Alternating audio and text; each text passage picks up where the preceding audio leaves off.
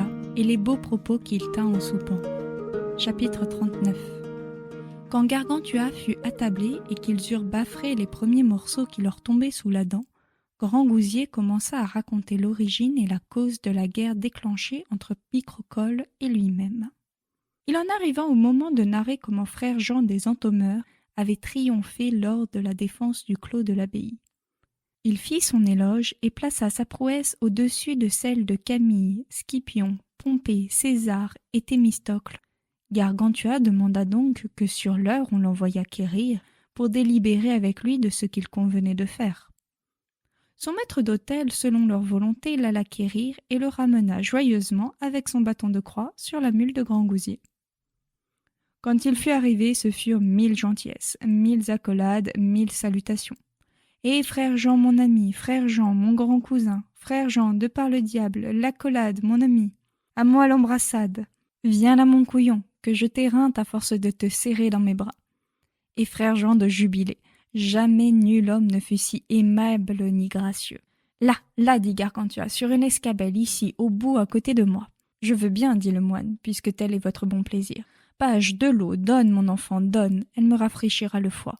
Verse par ici que je me gargarise. »« Déposez la chape, dit Gymnaste, ôtons ce froc. »« Oh, pardieu, dit le moine, mon gentilhomme, il y a dans les statuts de l'ordre un chapitre auquel cette proposition ne conviendrait guère. »« Merde, dit Gymnaste. Merde pour votre chapitre. Ce froc vous brise les épaules, mettez-le bas. »« Mon ami, dit le moine, laissez-le-moi, car par Dieu, je n'en bois que mieux. Il me rend le corps tout joyeux. Si je le laisse, messieurs les pages en feront des jarretières. On m'a fait le coup une fois à Coulaine. En plus, je n'aurai aucun appétit, mais si je m'assieds à table en cet habit, je boirai, par Dieu. À toi, à ton cheval, et de bon cœur. Dieu garde de mal la compagnie. J'avais soupé, mais je n'en mangerai pas moi, car j'ai l'estomac pavé et creux comme la botte de Saint-Benoît, toujours ouvert comme la sacoche d'un avocat, de tout poisson autre que la tanche. Prenez l'aile de la perdrix ou la cuisse d'une nona. N'est-ce pas mourir en joyeux drille que de mourir la quille raide? Notre prieur aime beaucoup le blanc de chapon.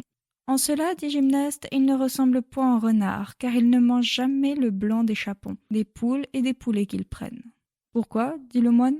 Parce que, répondit Gymnaste, ils n'ont pas de cuisinier pour les faire cuire, et s'ils ne sont pas cuits à point, ils restent rouges et non pas blancs. La rougeur des viandes indique qu'elles ne sont pas assez cuites, sauf pour les homards et les écrevisses, que l'on cardinalise à la cuisson. Faites Dieu Bayard, dit le moine. L'infirmier de notre abbaye n'a donc pas la tête bien cuite. Il a les yeux rouges comme une jotte de vergne. Cette cuisse de levreau est bonne pour les goûteux. À propos de bottes, pourquoi les cuisses d'une demoiselle sont-elles toujours fraîches?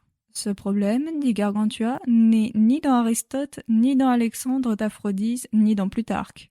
C'est, dit le moine, pour 3 raisons qui font qu'un lieu est naturellement rafraîchi. Primo, parce que l'eau ruisselle tout le long. Secondo, parce que c'est un lieu ombragé, obscur et ténébreux, où le soleil ne luit jamais.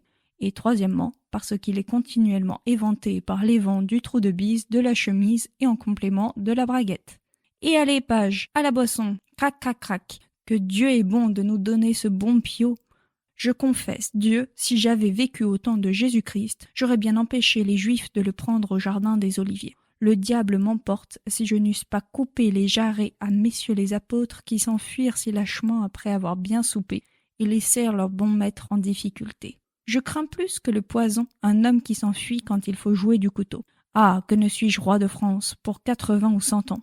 Par Dieu, j'accommoderai en chien coupé les fuyards de Pavie. La fièvre 4 les emporte. Pourquoi ne mourraient-ils pas sur place plutôt que d'abandonner leur bon prince en ce péril? N'est-il pas meilleur et plus honorable de mourir en combattant que de vivre en s'enfuyant bassement? Nous ne mangerons guère d'oisons cette année. Ah, mon ami, passe-moi ce cochon. Diantre, il n'y a plus de mou. La souche de Gessé a monté. Ma bouche a cessé de pinter. Ce vin n'est pas des plus mauvais. Quel vin buviez-vous à Paris? Je me donne au diable si, fut un temps, je n'y ai pas tenu plus de 6 mois table ouverte à tout venant. Connaissez-vous frère Claude des Hauts-Barrois? Oh, le brave compagnon que c'est! Mais quelle mouche l'a piqué? Il ne fait qu'étudier depuis je ne sais combien de temps. Pour ma part, je n'étudie pas. Dans notre abbaye, nous n'étudions jamais de peur des oreillons.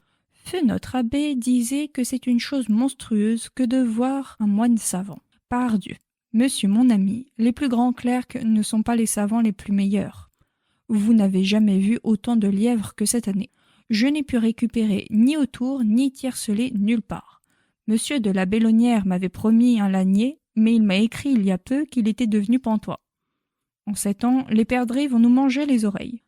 Je ne prends pas de plaisir à l'affût, car j'y attrape du mal. Si je ne cours pas, si je ne m'affaire pas, je ne suis pas à mon aise.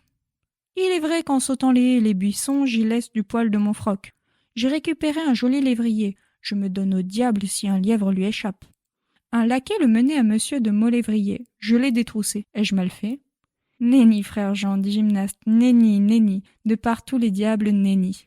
Alors, dit le moine, à la santé de ces diables, pendant qu'il y en a encore, vertu Dieu, qu'en aurait fait ce boiteux, corps Dieu. Il a plus de plaisir quand on lui fait cadeau d'une bonne paire de bœufs. Comment, dit Ponocrate, vous jurez, frère Jean?